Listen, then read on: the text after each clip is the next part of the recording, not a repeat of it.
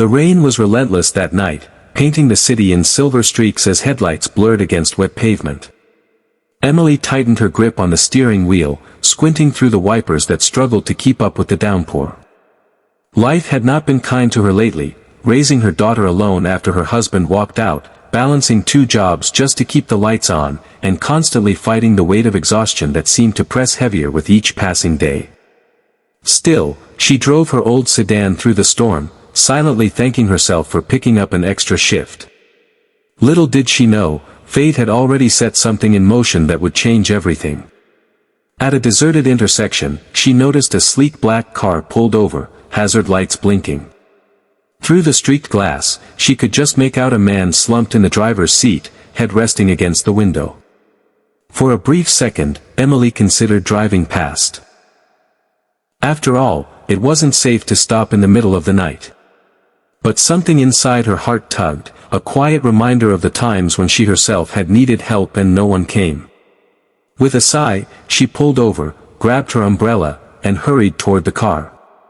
As she tapped on the window, the man stirred slightly, his expensive suit rumpled, his face pale under the dim glow of streetlights.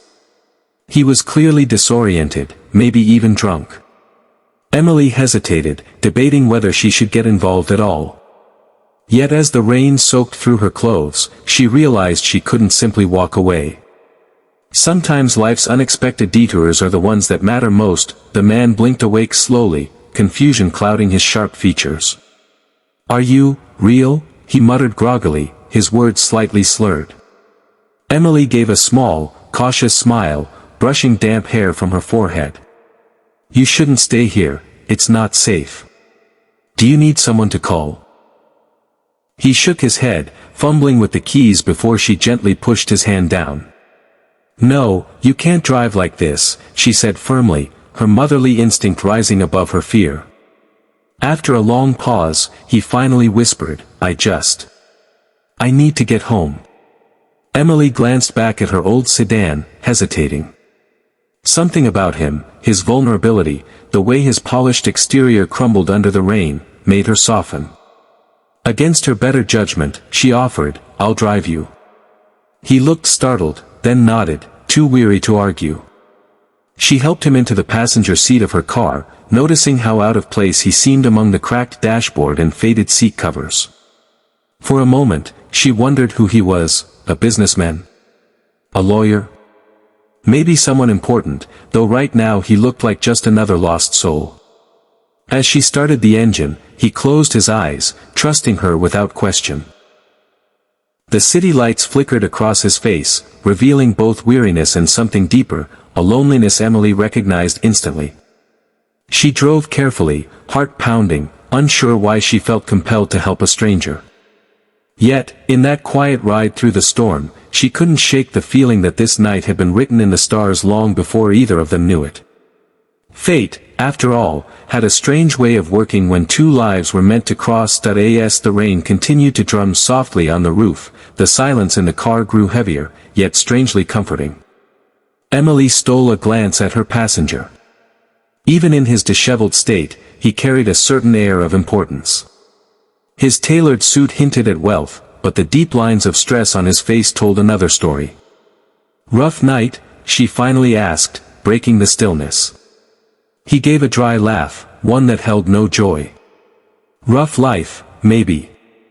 For a brief moment, Emily considered prying further but chose instead to focus on the road. He surprised her by continuing anyway. "Everyone thinks having money means you have everything. But the truth is, I've never felt more alone." Emily's chest tightened, his words echoed feelings she knew all too well. She thought of the nights she cried quietly after putting her daughter to bed, longing for someone to lean on. The man glanced at her, as if sensing her unspoken empathy. "And you? What's your story?" She hesitated, then spoke honestly. "I'm just a single mom, trying to make ends meet. Life hasn't been easy, but I keep going because my little girl depends on me." His eyes softened, lingering on her with a kind of respect she hadn't seen in years. For once, she didn't feel invisible. The storm outside raged on, but inside that small car, two souls from very different worlds shared a fragile, human connection. Neither of them knew it yet, but in that exchange, those simple truths laid bare, they had begun to bridge the gap between loneliness and understanding. It was a beginning neither of them had expected, yet both silently needed. They drove in silence for a while longer, the rhythm of the rain filling the spaces where words failed. Finally, the man gave her an address, an upscale neighborhood Emily had only ever seen in magazines. When her car rolled to a stop in front of a sprawling modern home with glowing lights and perfectly manicured lawns, she felt a pang of self-consciousness. Her worn-out sedan looked painfully out of place. She turned to wake him gently, but his eyes were already open, watching her. "Thank you," he murmured, sincerity heavy in his tone. "Most people would have left me on the side of the road." Emily shrugged, embarrassed by the intensity of his gaze. "I just did what anyone should do." He shook his head slowly. "No, you did more than that." For a fleeting moment, neither moved. The world outside blurred in sheets of rain, but inside, a fragile stillness wrapped around them. Suddenly, the door opened, and a stern-looking housekeeper rushed out with an umbrella. She glanced at Emily, clearly surprised. "Mr. Carter, are you all right?" she asked. Emily froze. So that was his name, Carter. Something about it sounded familiar, though she couldn't place it. He nodded tiredly, then turned back to Emily. "Wait here a second," he said firmly before stepping into the rain.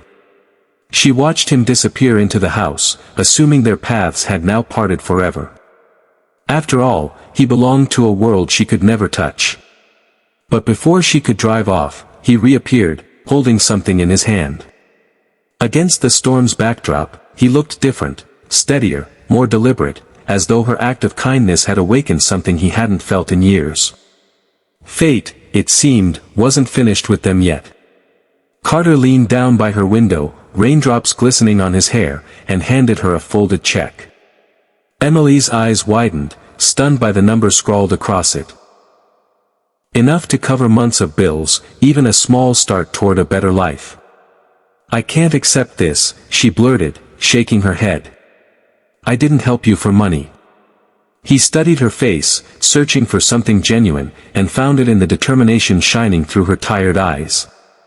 Slowly, he pulled the check back, almost relieved. "That's what makes you different," he said softly. "You saw a person, not a bank account." Emily swallowed hard, unsure how to respond. Then, unexpectedly, Carter smiled, a real, unguarded smile that transformed his weary expression. "Would you let me repay you in another way?" he asked carefully. "Dinner, maybe? Or coffee? Just as two people who could use a friend." Emily hesitated, her instinct screaming to protect her fragile world, but her heart whispered otherwise. She thought of her daughter, who deserved to see her mother happy, and of herself, who hadn't allowed hope in for far too long. With a nervous laugh, she said, "Coffee sounds safe enough." Carter chuckled, nodding as though she'd given him a rare gift. "Then it's a promise," he replied, his voice warm against the storm.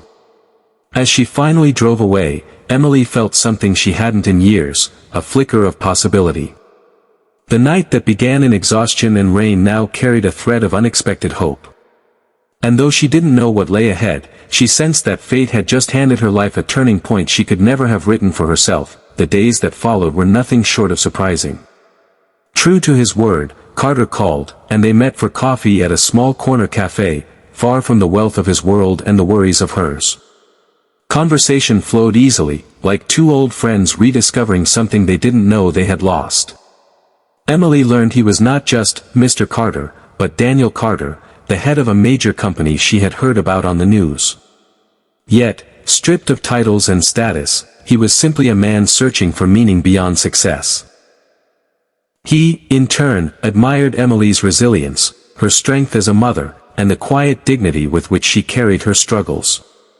Over time, their paths intertwined more deeply. Daniel offered support when Emily's car broke down, insisting it wasn't charity but gratitude.